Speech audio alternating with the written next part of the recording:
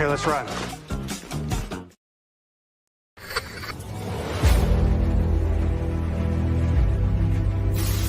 Your mission, should you choose to accept it. It's a quest. It's a quest for fun. Well, The Rock says, why don't we just cut right to the chase? Okay, now he wants to get together. Well, he wants to talk. I want you to do me a favor. I want you to tell all your friends about me. It's showtime, folks! What are you?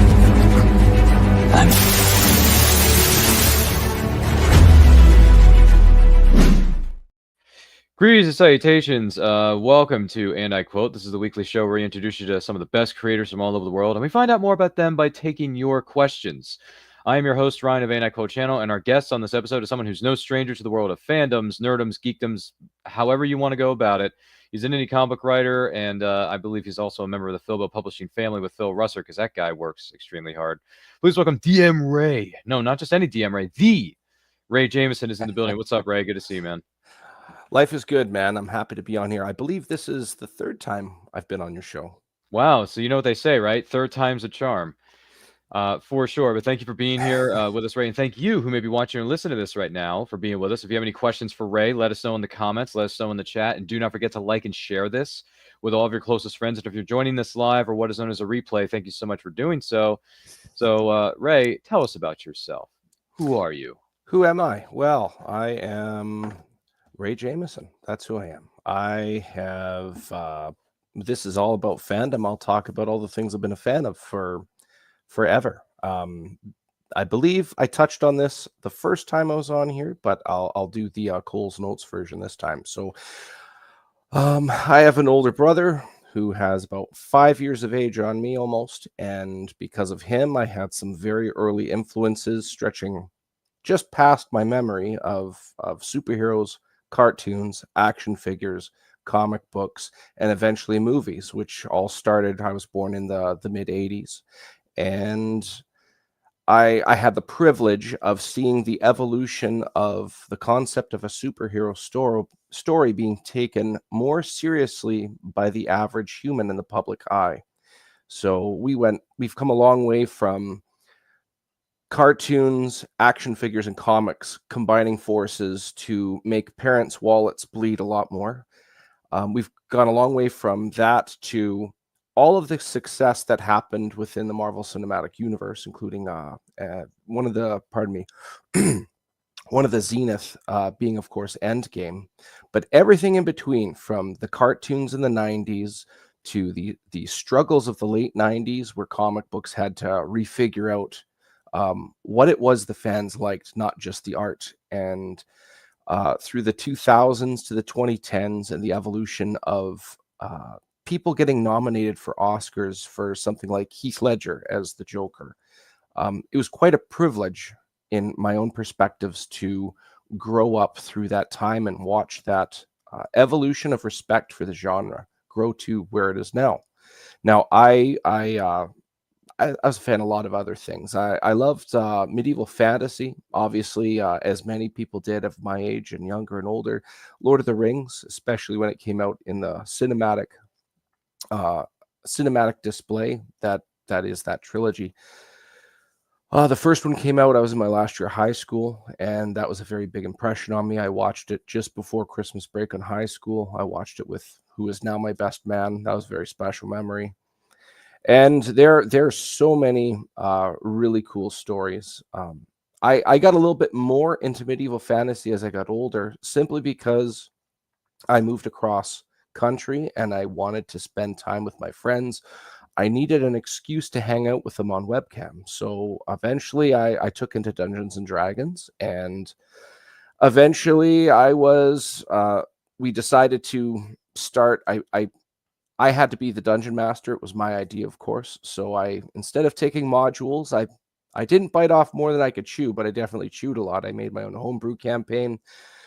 Lots of cool, really good memories. And it's been over a decade since then. And I've just wanted to, I love those stories so much, the lore that I crafted with my friends. I wanted to put it in a story and tell others. So I took the original story of my homebrew and I took out the characters that the players were playing as. I injected my own and I crafted a story off of that, which became this 3-issue miniseries that I'll be launching issue 2 in April called The Madcaps. And it is a really, really cool experience to be on the creator side of a comic book. It's a really good time.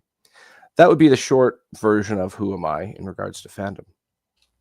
Fantastic stuff. Thank you for sharing that with us, and congratulations on everything you've done thus far. Thank you. For sure. Going along with what is known as the comic book landscape, have there been any indie comic book titles outside of the stuff that you've done that you've really enjoyed in the last couple of months, or maybe even years since the last time we saw you?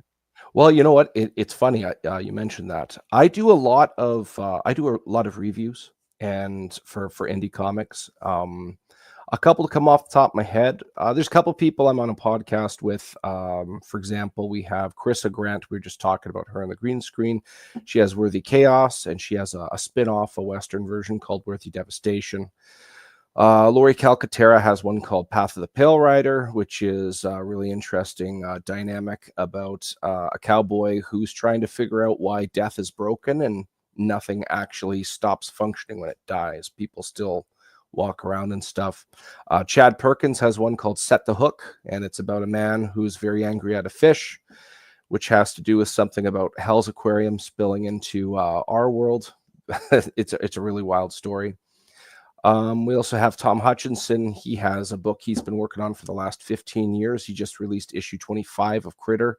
I reviewed the first 24 issues in one review. That was quite a daunting task. No complaints. It was satisfying to complete that challenge. And then, of course, my publisher, Philip Russert of Philbo Publishing, his flagship story, Tragedy, I've read every issue. And I've reviewed every issue. You can find that on my Facebook profile. And one of the things I like about indie comics so much is the fact that for somebody to produce an indie comic, it's almost never money driven. And because of that, it's just what they want to do. So I'm sure that anybody that's listening right now this is my favorite story arc, can say Marvel or DC. Sometimes one of the issues could be like a filler issue. Not much happens, but they have to reach their monthly quota. In indie comics, that I haven't seen that yet. I haven't seen a filler issue. Everything has meaning. Everything has purpose, and you can really see the passion and the creativity from the writing to the artist reflecting that and the final product that I've been so fortunate to read all these books of. The first one I reviewed was Philbo's flagship book, Tragedy, and that's a great story. I love in that story the main character who sometimes people hesitate to have flaws in a female protagonist, and sometimes it's they err in caution to like a flaw. But Philip Russert, he did the opposite. By the end of the first issue, she's got a sword through her torso and kicked off a building, and it goes crazy from there. But yeah, the short version is indie comics. Usually the stories are more passionate. I'm not saying better or worse. I'm not bashing Marvel or DC or Image or Dark Horse and any of those, but regardless of the quality of story, in a lot of cases better than a lot of Marvel or DC or somewhat, but regardless of the quality, the passion is there, and I have more appreciation for the story that's being shown to me. That's that would be I think the crown jewel of an indie comic, in my opinion. Very good stuff. Very good stuff. Did you get a chance to check out Phil's Omnibus Kickstarter? Did you take part in that one? I did see it. That one I didn't take part in, but just before that, he had Arcane Syndicate. I did buy into that. He gave, you know what? He gave me the chance to look over the script for all 5 issues. Oh, no way. And how'd it go? Very well. So that story is, if you have somebody that loves a story arc or some type of franchise or the lore of something, it's very easy, especially when you have a lot of fans of that lore, it's very easy to not make people happy. What I think Phil did rather is the opposite.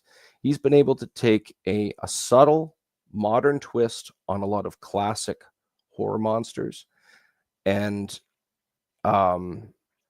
still have homage to their origins and where they come from, their roots. It is a very delicate balancing act, and I'm actually very, very impressed at exactly how well Phil walked that narrow path. It was pretty awesome. Yeah, for sure. I actually got a chance to take part in that, so I'm looking forward to getting my omnibus. I think on it, I got to tell you this though, because this is a true story. I think this, I'm pretty sure, I'm like 99.9%, because I was in my storage locker not too long ago, and I had to put some stuff away. Some of those were paperbacks, my trade paperbacks, because I own a lot of those. I think this is the first omnibus I'm ever going to own right now with Phil. Oh yeah, Phil, you're the one who convinced me to go the omnibus route, because I think what happened was some time ago I was considering buying an omnibus, or maybe I bought it and then I didn't return it, but I gave it away to either a friend of mine, or I traded it in for something. I can't remember, but took it back. I ended up not reading it. So that situation unfortunately didn't, go over too well. It didn't happen. So that the time I did buy an omnibus and didn't read it, that doesn't count. But this one that I'm getting from Phil, I look forward to seeing it. I look forward to reading it, because I've read, I think, the first 2, maybe 3 issues of Tragedy. It's really different. It's very good stuff. And I like swords. So I don't think there's a man, woman, or child who hasn't said the words, "Oh yeah, I like swords," or "I like sword fighting." What's wrong with sword fighting? I don't have a problem. If you've with ever picked up a stick as a child, you've definitely imagined yourself wielding a sword. Yeah. We've pretended, right? We were in the land of make-believe, as one might say. Yes. So Phil, congratulations to you and your omnibus campaign, fully funded, way overfunded. I think you reached a few of your stretch goals too. So congrats. Look forward to getting that stuff, whether it's the digital, the PDFs, the perks, for what backers are about to receive. Can't wait for it, man. That omnibus of yours, man. I get to read all of Tragedy, read the first issue of Arcane Syndicate, and then Withered, backstory of Withered, like what came before the prose book that you wrote. So I can't wait, man. I can't wait to read that, honestly, and I can't wait to read the rest of Tragedy too, because I've only read the first 2, maybe 3 issues of it. So one of the best ways to describe Tragedy, it's I consider it intellectually stimulating, and the last time I've been able to compare, or rather use that phrase, was the time I saw the movie Inception in theater. It was just different, like a dream and a dream and a dream. Like, how often do you come across something like that? Okay, let's discover the possible. Oh, things slow down every sub dream you go in. Okay, we're weightless, but it feels like forever because we're in sub dream of other dream. And it wasn't complicated, but it had a lot of depth to it. I shouldn't say complicated. It wasn't unnecessary complicated. That story arc, the first one, which is finished 1 to 5. Yeah, it's different. It's different in a way where I just want to know what happens, because I can't really predict it. I don't really feel a lot of cliches to it. It just feels like its own thing, which I definitely enjoyed from it.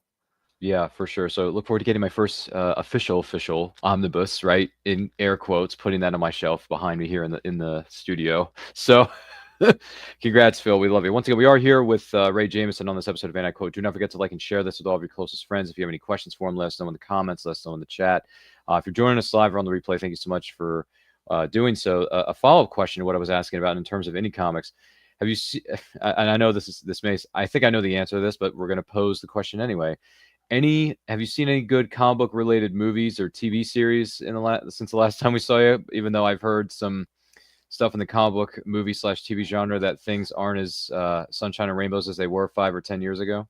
Well, there's always the argument, be it coincidence or not. A lot of people claim things have not been good since post Endgame, and regardless of whether that's coincident or not, it's definitely had its challenges. One thing I'm definitely appreciating a lot is the cartoon series Invincible. I haven't seen the latest episode out yet, but I definitely enjoy that for what it is. I think the main thing I like about it is, in regards to superpowers, at today's standard, it's very hard to have a superhero with unique powers. Invincible does like the opposite of that. There's a lot of cliches. The story has nothing to do with a cool power. It's not focused on that. It's focused on a lot of character development. One of my favorite characters, his name is Cecil, who works for the Global Defense Agency. I really like how he's continuously just trying to put out fires at a pragmatic level, and he's always thinking of contingencies. I would love to see somebody do a breakdown between him versus Bruce Wayne in regards to how, or maybe him versus Amanda Waller, I think would be a more fair comparison, because I consider them very similar, but I wouldn't different personalities, different outcomes, and a bunch of other stuff like that. Invincible has been great. Ironically, this is technically a superhero movie, and I just watched it with my kids this morning. Was 1987's Masters of the Universe with Dolph Lundgren. It's not a perfect movie, that goes without saying. I enjoy it though. Oh, it's great. I love it. It's disappointing not to have Battle Cat in it, but it's understandable for the technology at the time. It doesn't have Orko, which is disappointing, but they used Gwildor, who was basically Orko, of course. That opening scene, in regards to writing an opening, I consider that opening like top level. I consider how they portray it. It's like you're catching up to something that's already happened, and you're catching up to the characters. You feel like they're already established. I'm sure you've seen a lot of like scenes where two people will be talking to each other and they'll talk about something, but you could tell they're just explaining it to the reader, but the two people would not naturally have that conversation because they both know that information. In Masters of the Universe, that opening scene, okay, Castle Grayskull has been taken. Eternia is overthrown. All the good guys are defeated. Everybody's captured. And then you see Skeletor walk in. You don't even really get to see his face well, and the music's getting intense, and then Evelyn says, Grayskull is ours, and he turns around, the music shuts off, and he yells, no! And you see his face, and it's just like a statement. I just really like the way that's told, and then he gets all angry, and he's yelling at Sorceress, and then he makes this message to the rest of Eternia through, I believe, I forget what it's called, but anyways, a holographic projection. And then you see He-Man. You don't even get to see him. You see him from the back, and he's holding his sword, and it's like, okay, this is He-Man. And everything led up to that, I think, was just put together so well. I just really like it. Yeah, it's funny you say that, because I want to share something with you. And for those of you who are watching or listening to us right now, so I got this box set right here. Okay, so Canon Films came out with a collection of movies, and you can see here it's a 10-pack DVD collection, 10 different movies from the run that Canon Films had. It's called The Bombs, the Babes, and Blockbusters of Canon Films. And there's a disc, the 10th. One of the discs is a documentary about the behind the scenes of how Canon Films was developed, how it became a studio, some of the bad deals that were made, some of the bad decisions and creative decisions that they made that were not the smartest things to do.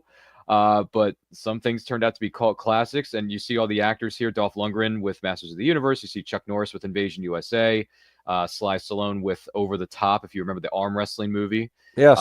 You got Jean-Claude Van Damme. Yeah, exactly. And when he was getting ready to do the arm wrestling, right, you know what he did, right? His hat would have to turn backwards. Yes. To get ready to like go into battle. Yeah. So I bought this, and I sat down and I watched I would say half of them, because as soon as I started watching Invasion USA with Chuck Norris, or no, it wasn't even Invasion USA, because my brothers said, hey, listen, we grew up on the Delta Squad. You got to see the Delta Squad.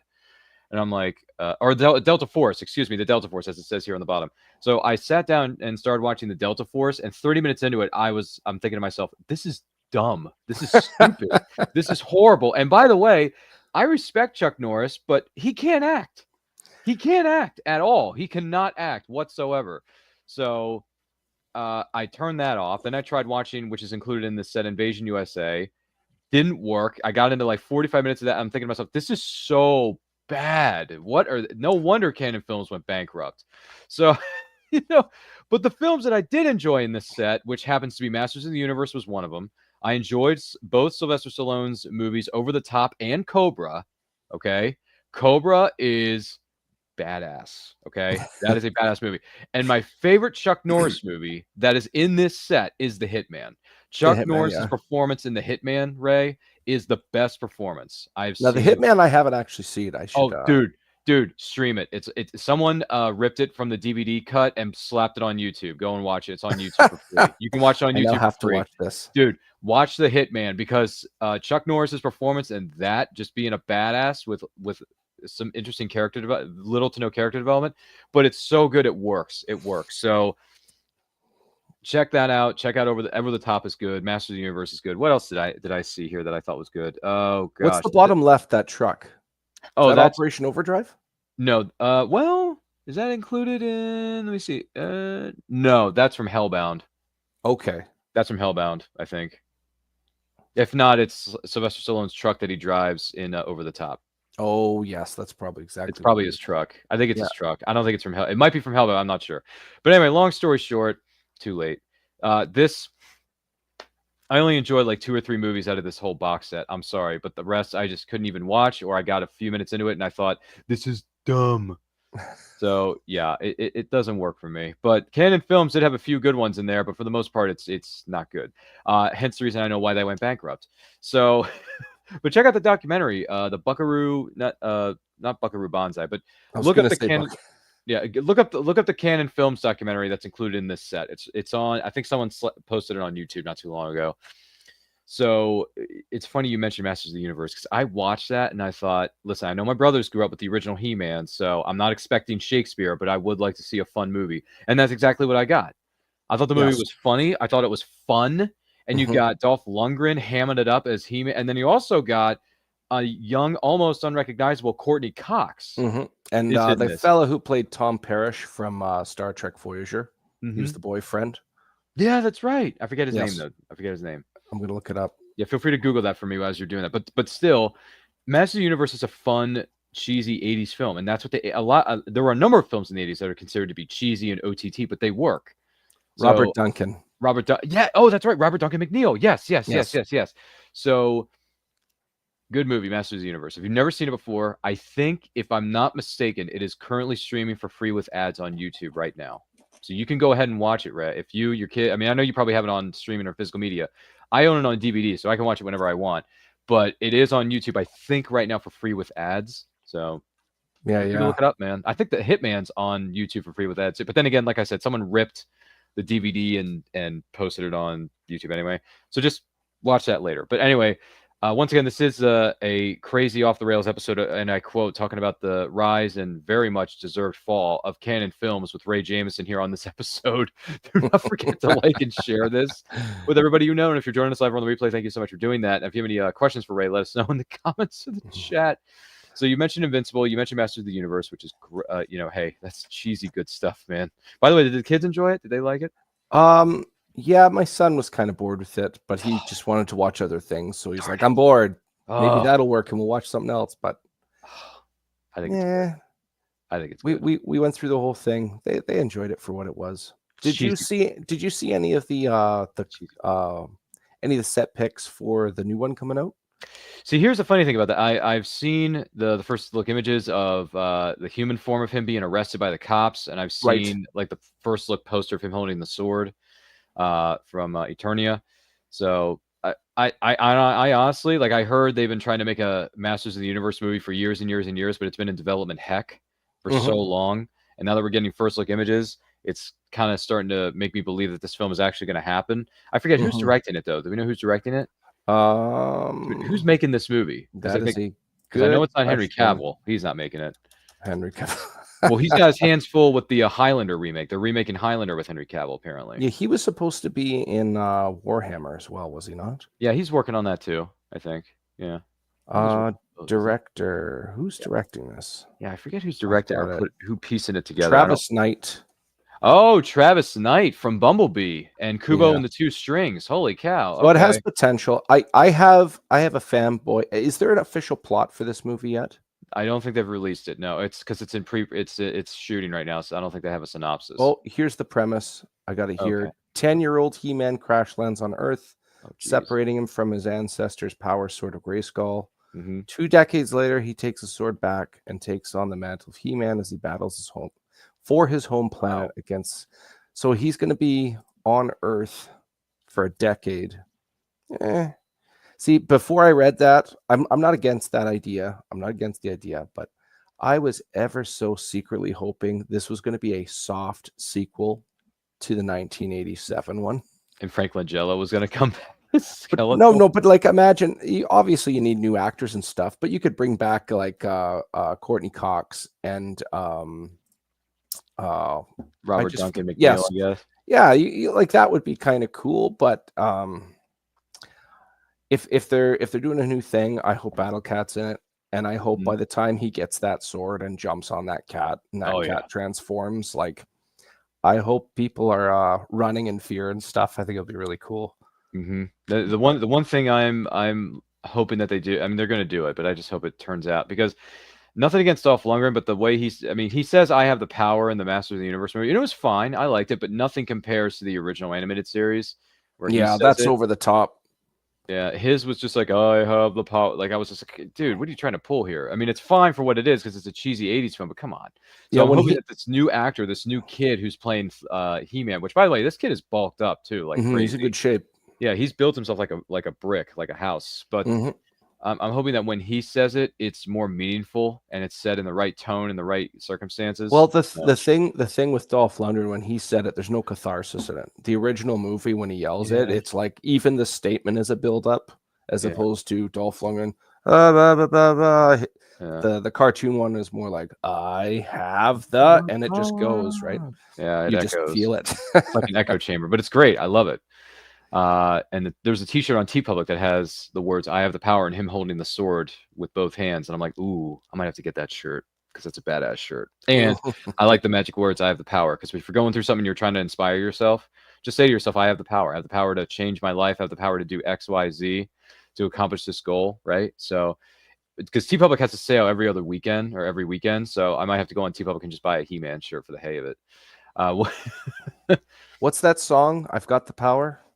I've got the power. I want to see. I want that to be in the He-Man. That's it. Yeah, that would be nice. That would be nice, right? Even if it's like in the background as a car is driving by, it's on the radio. Yes, that would be great. That's a great zinger to like throw it in there as a pop culture reference. And the other thing is, the first time I heard that song was in the Power Rangers movie back in '95, 30 years ago. So that was in the movie. I heard it in the movie, in Mighty Morphin Power Rangers, the movie. That was an actual theatrically released film because I was there. I saw it in theaters and I watched it on VHS as a kid religiously. That song, "I've Got the Power," is featured at the end of the movie after they have saved the world from Ivan Ooze.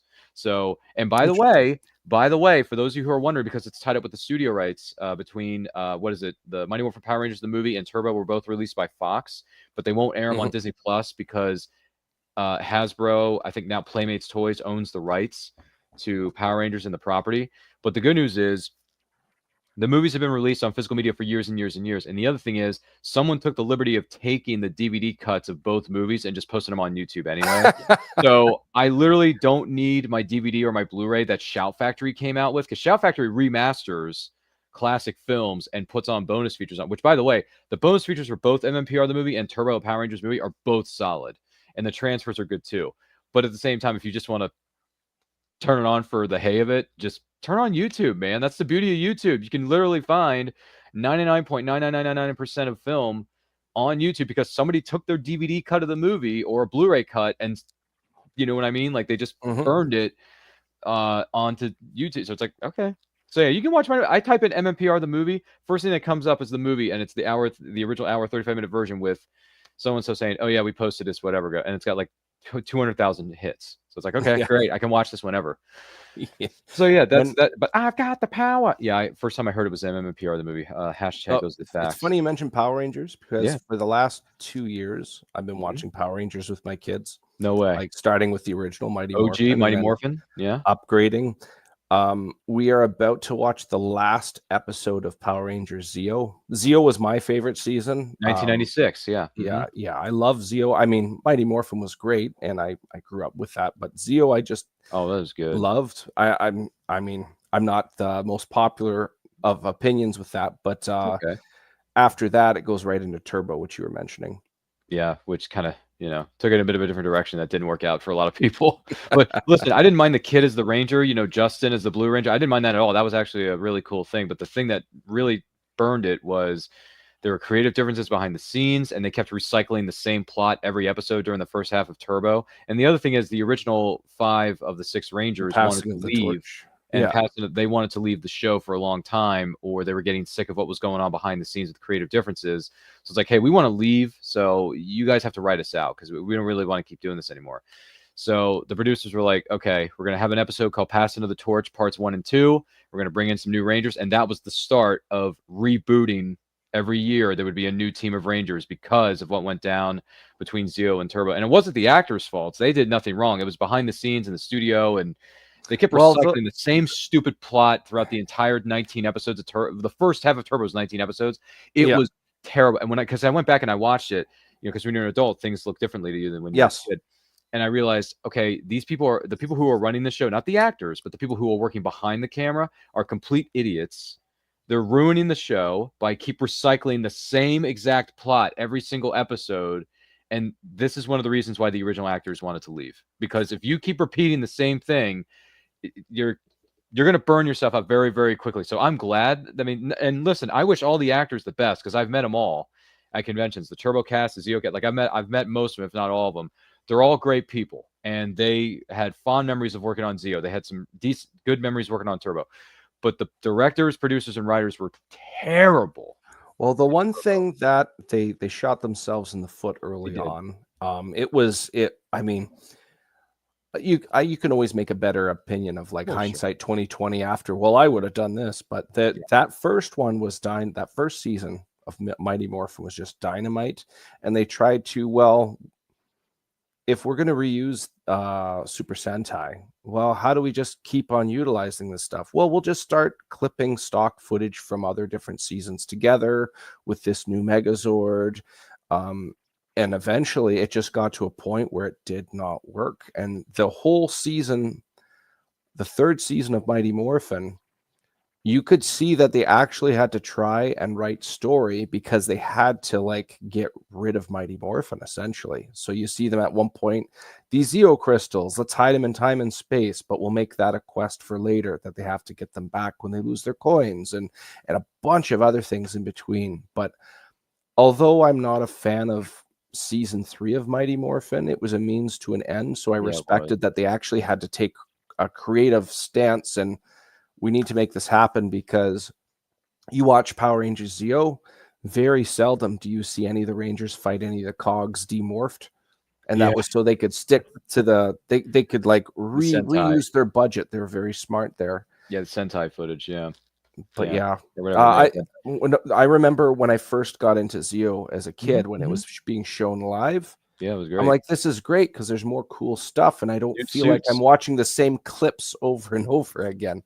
But the suits look great, and then the return of Jason, Sixth Ranger is that's my favorite Ranger. Like a lot of people have said that. A lot of people have said that his return was the thing that really put them over the top, because that tied all 4 seasons together when he returned. It did. That put it all together when he came back. Yeah, it was great. And I've talked to Austin St. John about that at conventions, and he loves talking about that arc. And I also told him, I said, look, I'm always going to love you as Red, but now I have a new appreciation for you as the Gold, because you're literally the biggest. Excuse me for saying this, but you're the biggest badass of the whole team in the last 4 years, because you have a pyramid, you have a giant Gold Ranger staff, right? And you have your own theme song. Yes. So, which you can find on YouTube. The pyramid as well. transforms into its own Ultra Zord. It literally does. And thing, it's like 7 times bigger than any monster in large mode. Oh yeah, that's right. I forgot about that. And massive. All the other Zords fit in its back, and then they just blast the monster. Yeah. So it's good stuff. If you ever get a chance to watch it, and this is another good thing about social media, right? Because you can watch most of the seasons of Power Rangers are on the official Power Rangers YouTube channel, and you can just watch all 40 episodes of every season now. If not most of this, most of the seasons are featured on the channel, including Mighty Morphin, Zeo, Turbo, pretty much MMPR all the way up to, I want to say it's RPM, maybe past RPM. Are featured on YouTube for free, so you can literally just go on there and make a Saturday marathon out of it, and just binge all 40 episodes of each season if you wanted to. Because I haven't done it in a while, but I've been finding myself watching old school episodes of MMPR, and then I've watched 1 or 2 of Lost Galaxy, maybe 1 or 2 of Lightspeed Rescue, because I was there from '93 to 2001. So basically, MMPR to Time Force that's my generation, that's my genre. So, and Time Force is my favorite season, hands down. Time Force, Time Force is my #1 favorite season. I've met all the cast members minus Kate Sheldon, who played Nadira, Ransik's daughter. but everyone else I've met, Vernon Wells, who, by the way, I didn't know Vernon Wells was in Commando with Schwarzenegger, and I haven't seen Commando until a year or two ago for the very first time, Ray. And I realized, oh my gosh, Rancic, Vernon Wells, is in fact in Commando as the antagonist to Schwarzenegger. Let off some steam, Bennett. And I was like, oh my gosh, the next time I see Vernon Wells, I definitely got to talk to Zero about Commando. No, I seriously, because I love Commando. I love Commando. Have you seen Commando? You've seen it, right? It's been a long time. I Dude, watched it back in the go and watch it. VHS video rental store Go era. and watch it. You need to rediscover this gem. You need to go back and watch it. It is hilarious. It's action-packed. Let off some steam, Bennett. I know the scene you're talking about. And then he pulls out his knife. He says, "Come on, Bennett. Let's party." I mean, come on. It's with his so mullet. good. Yeah, I remember that. Yeah. It, dude, just look it up, man. It's solid stuff. There's a DVD version of the movie where it has both the theatrical cut and the director's cut on it. And I watched the director's cut. The director's cut's like 1 second, 2 seconds longer. It was a certain violent sequence that they had to remove from the theatrical cut to get the R rating instead of an NC-17. But check it out anyway. It's available on Amazon. I think it's like $5. You could probably find it on eBay for like $5. But it's great. So anyway, aside from the fact that I love Commando and cheesy over the top 80s movies, which Ray and I seem to like as well, and the fact that we're both PR fans and we like certain seasons, because my favorite season is Time Force. What's your favorite season? Is your favorite season Zeo? Zeo with a close second of Dino Thunder, which I watched a lot later because I really respect how they treat the franchise as a legacy story. Yep. I very much appreciate it. And because of that and their one crossover they have with the Ninja Storm Rangers, I want to go watch all of Ninja Storm now. Oh, okay. Yeah, which, once again, it's available on the Power Rangers official YouTube channel. # not sponsor of this show, which is, and I quote, with the guest of honor, Ray Jamison. Do not forget to like and share this with all of your closest friends if you're joining us live or on a replay. Thank you for doing that. If you have any questions for Ray or some of his favorite moments of Power Rangers or cheesy 80s films, let us know in the comments. Let us know in the chat. But with that out of the way, let's cut right to the chase here. The Madcaps. Look at this cover. This is unique. How did this come about, and what can we expect in the next issue of the Madcaps? So, the Madcaps is just 3 issues. The entire miniseries takes place over one night, and I'll give you the quick premise. This story starts with 4 friends meeting up at their childhood hometown. The hometown's called Ivywood. Before they can really get to catching up, there's what appears to be an outbreak of the undead, and they help the guards stave off the problem. And this fella here in this cover, he's actually he's full-blooded dwarf, and he lives in Ivywood. He has a devotion to something only known as the divine, and he has his own little church. He's not a, for lack of better wording, a Bible thumper. He doesn't stuff his beliefs down anybody's throats or anything like that. However, he does feel he wants to be a difference for those less fortunate than him. So as they're helping these guards after the outbreak, and they're putting some of the bodies in the wagons and stuff.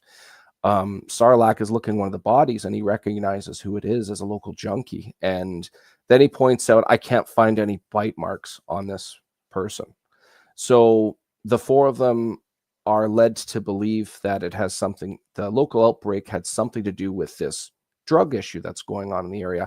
I should disclaim, this is not a drug PSA, this comic. This story just happens to have drugs in it. And they go back to Sarlacc's church, where 2 friends of the fallen junkie were sent earlier. That's the only reason Sarlacc recognized them. And one of them is also turned. The other one is not. And after asking some questions, they're able to intercept some individuals smuggling some of this product. The drug is known as weave in this story. So issue 2 has to do with these 4 friends finding the area, home base, if you will, of where this stuff is being distributed. And at one point, these 4 friends, they talk amongst themselves, and one of the questions is, are we biting off more than what we should be doing here? Like, is this past our pay scale, essentially? So the whole thing is about them on the outskirts deciding, how far do we take this? Because we're not mercenaries, we're not fighters per se. The reason this looks like stained glass, this image, Sarlacc, again, as I mentioned before, he has a devotion to an individual. He would never accept such glorification like the stained glass window. And I felt that was all the more reason to have this kind of demonstration. Him picking up that book, that's a critical part in this story, in issue 2. I try to have every cover somehow reflect the story that's going on inside. And to add to this specific cover, it's actually going to be limited edition. The reason for that is to add to the stained glass effect. It's going to be a metal foil cover. So it's going to have a lot of slick shine to it on top of how pretty it looks now. The line art for this was done by Jenna Stark. She's out in New York, and it's colored by Dave Kemp. Wow, that is pretty darn cool. Yeah. Fantastic. Looks really good, and anyone picking up a book and reading it, like that's always a good sign, because it goes back to what we learned when we were kids. All you gotta do is take a look. It's in a book. Yes, and the cover should, like, there's lots of people that have different types of covers, and some of them have nothing to do with what's going on inside the book. I'm not against that. All the power to people that do that. I just wanted mine to have a more intimate expression of what you're about to get yourself into. This is my first time on the creative side of a comic book, so it's up to the fans to decide whether this story is any good or not. I can't control that, but what I can control is the talent that I bring onto the project as well. So this is actually another cover. So if you look at this page here, this is the pre-launch for the Madcaps issue 2. You will be able to purchase issue 1 as well. Doing very good for the amount of followers I have, but anybody watching this, if you are able to click on that follow, even if you're not interested in buying the book, you will be helping out somebody who is producing an indie story, as I mentioned earlier in this episode of, and I quote, there's, when you get to a large enough business telling stories, sometimes there's filler issues. This is the opposite of that. So this is a story where by the time you get to issue 3, the payoff is huge, and it's torture not being able to talk about any of this. But if you go to find the Madcaps 2, Madcaps is one word. If you find it on Kickstarter, click on Notify Me on Launch. You'll be giving somebody that's trying to tell a cool story. That is the top priority, not making $1. The funding that's raised on it helps me for issue number 3 and to tell the cool story as opposed to making another $1. So I actually, how many pictures did I share with you, Ryan? Because I've got a couple here I can share if I didn't lend any to you. Yeah, you sent me a number of them, but the one I wanted to bring up was the cover of it, just to give people an idea of what it was. And obviously, I'm sharing my screen here of what the Kickstarter looks like. And we did take the liberty of, if anyone's interested in the Kickstarter, the link is in the comments section of the Facebook, YouTube, and Twitch feeds. I just put it there. Awesome. So you can click on the Kickstarter link to be notified of the launch when it does officially launch for the Madcaps issue number 2. But yeah, I can take this off the screen, and if you want to share your screen here, Ray, you're more than welcome to. So let me take this off here. There you are. So if you want to go ahead and share your screen, more than welcome to. And as you're doing that, I want to let everyone know that if you want to check out this Kickstarter or some of the other Kickstarters that are coming up, Kickstarter.com is a great website. Lots of crowdfunding campaigns are coming up, or either going on right now. So check them out. And the one for the Madcaps issue number 2 is included in the comment section of Facebook, YouTube, and Twitch feeds of this episode of And I Quote. So go and check it out and notify yourself of the launch, because it's going to be pretty darn awesome. Right on. Okay, so this was a pinup in issue 1's Kickstarter launch. Wow. And we're going to be selling it again. This was drawn by Sean Langley, and this was colored by Dan Kemp. Great combo. Sean really loves detail, which is sometimes a problem when you're presenting an image. For him, he knew exactly what he was working with. So if you're going to have a lot of detail, you need the eye drawn to the middle, which he did very well. Dan, on top of that, Dan Kemp, he's colored over 100 issues of Spawn, basically issue 50 to 150, and all of those cool stories in there, all the different characters in that. And you can really see the pattern of color style. You can see that reflected here. But to add to Sean's lines, the vibrant color is drawn in the middle to amplify what Sean was intending for drawing the eye. They did a great team up here. I'm very happy. You'll be able to buy this pinup on issue 2's Kickstarter. I have a couple of, let's try this again. I have a couple of different covers. Here's the variant, or the main cover rather, of issue number 2. And this shows them walking into a path, and you can see a lot of overgrowth. And that was the home base of a distributor, like I was talking about before. And then this is the little guy, Dun and Eni. He's getting a little overwhelmed by some interesting creatures. One cool thing about Dun and I like is, because he's able to magically influence metals and crystalline structures. He rigged this telescope to blast raw arcana out of it. That's what you're seeing there.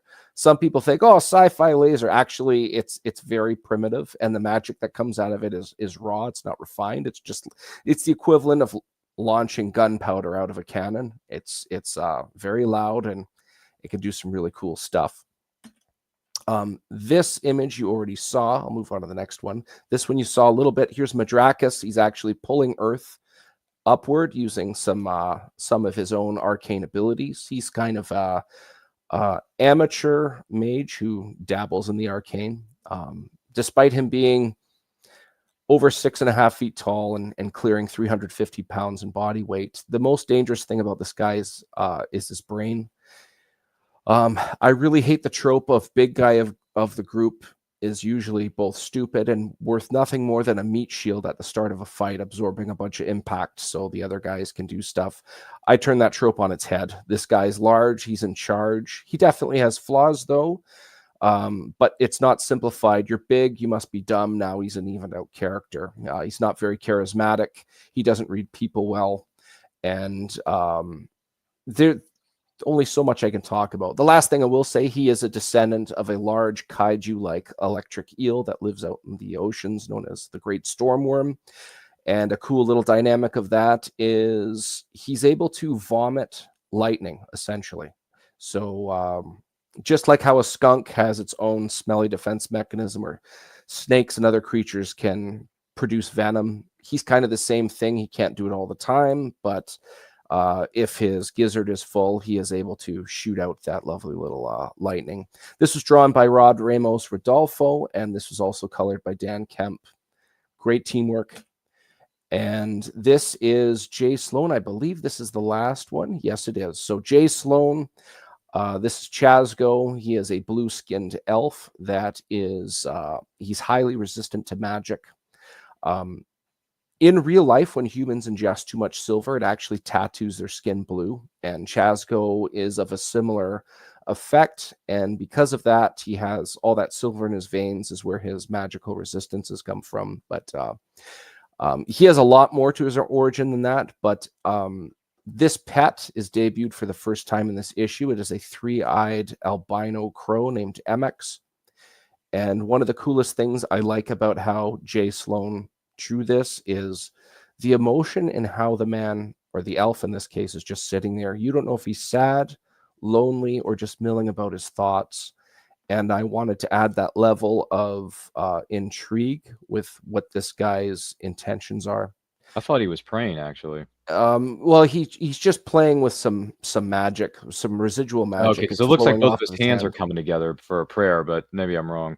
You know what? If you think of anybody that smokes, that's on their smoke break at work, and they sit down on a milk cart outside, it kind of is reminiscent of that. All right. But all 5 of these covers are available on the Kickstarter. And as I mentioned, the stained glass one is limited edition metal foil, and the other ones, it's still. I'm still beside myself that I was able to get all of this talent to buy in. I've never, like, who am I in the grand scheme of the comics world? I am really a nobody. But I just ask on social media. Granted, I got a lot of no's, but people are like, yeah, sure, I'll give that a go. Really? Awesome. And I just kept going from there, and here we are. Like I said before, it's torturous not being able to talk about this entire story arc.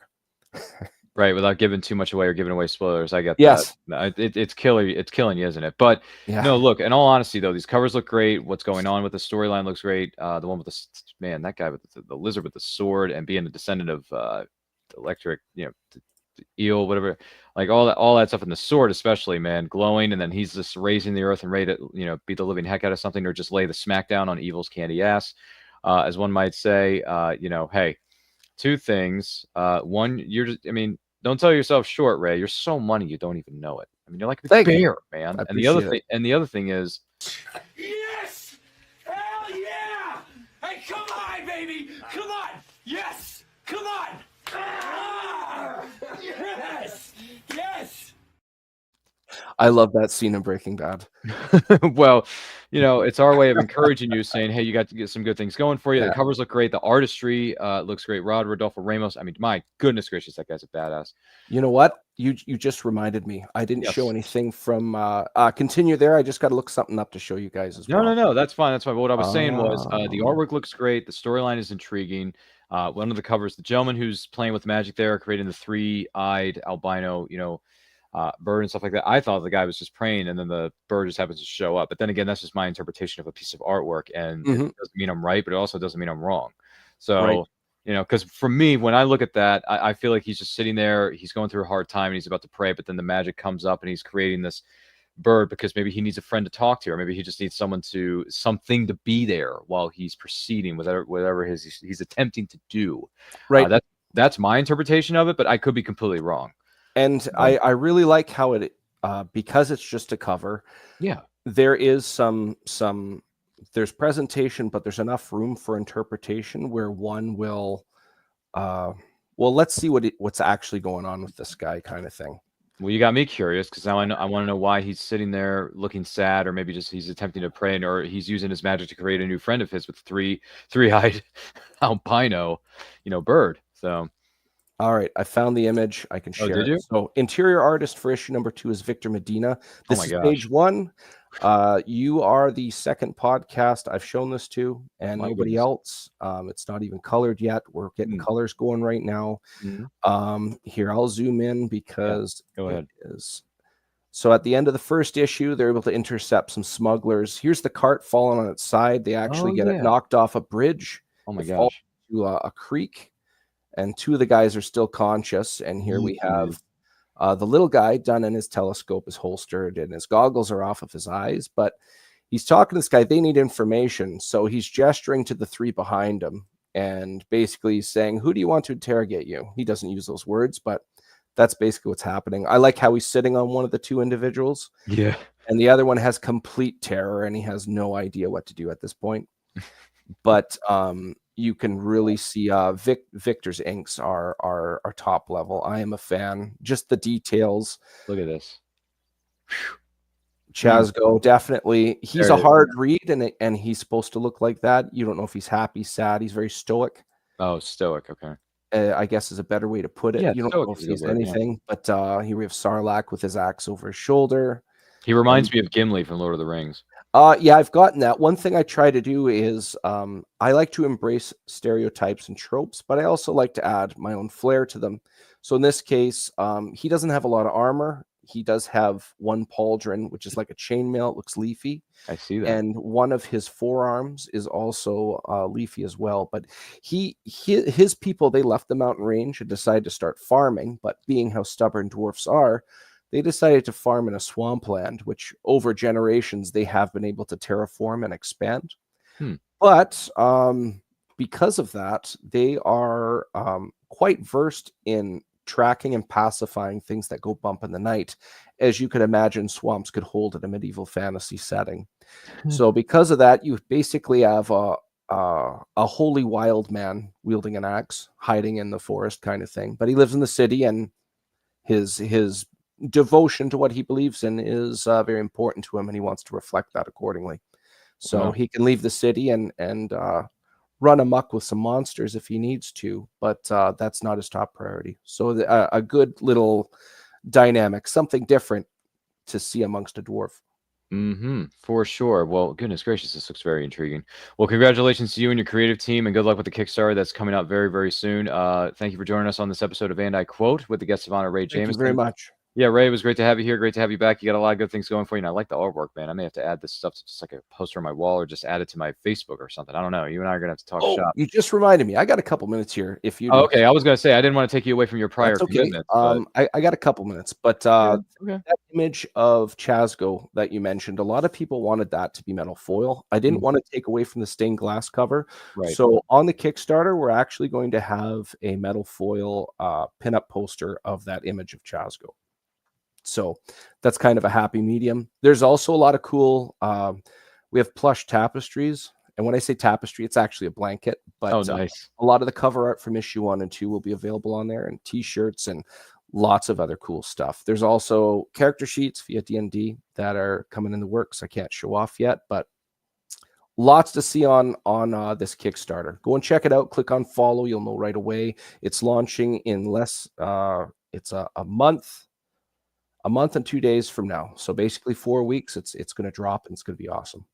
Well, that's great stuff, and thank you for sharing all that with us. That is incredible, and wish you the best of luck with all of this and then some coming up here in the next several number of weeks with the Madcaps #2. So if someone wants to know more about you or contribute to the campaign and whatnot, remind everyone one more time, where can they follow you specifically on social media?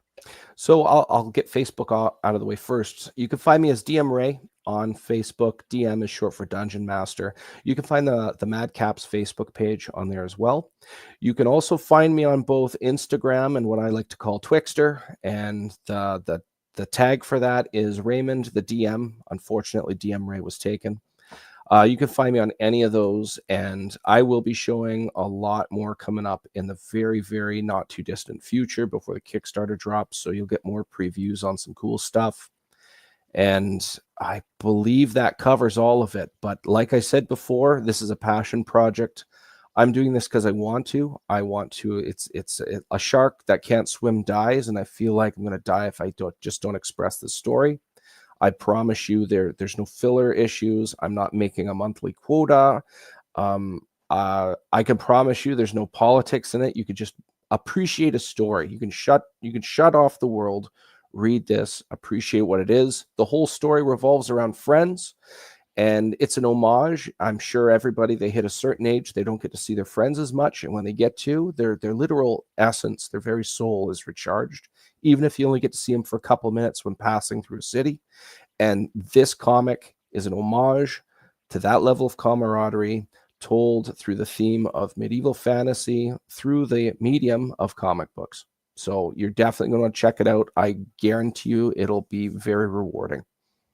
There you go, man. Thank you so much for being with us. I'm going to talk to you here again momentarily if you have time. And if not, For sure. if you got to run out for your prior commitments, I completely understand. My name is Ryan of A&I Quote Channel. Goodness gracious, I'm sorry.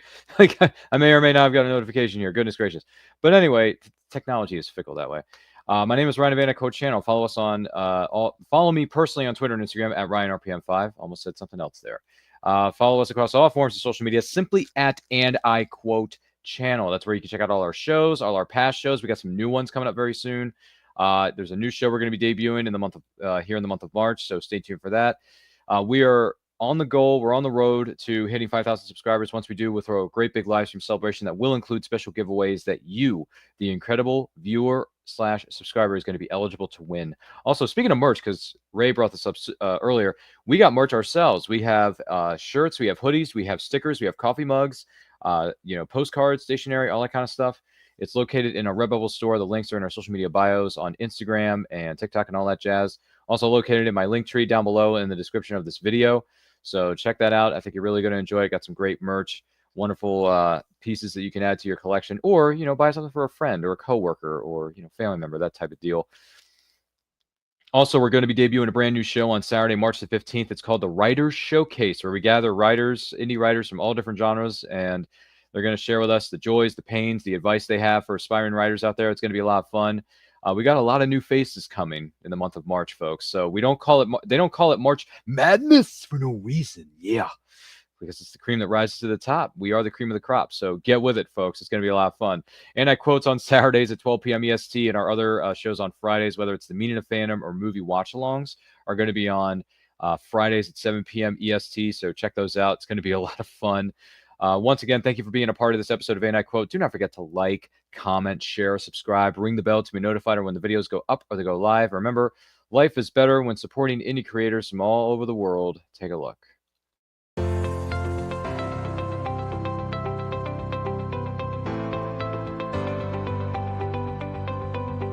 You've worked hard and written a great book. Now it's time to give it a great cover.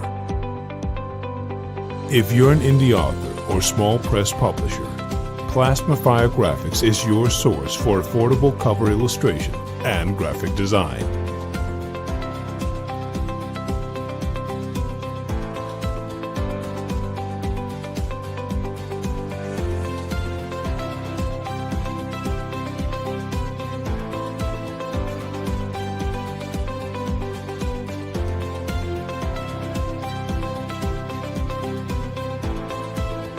Plasmafire Graphics, when the look of your book matters to you.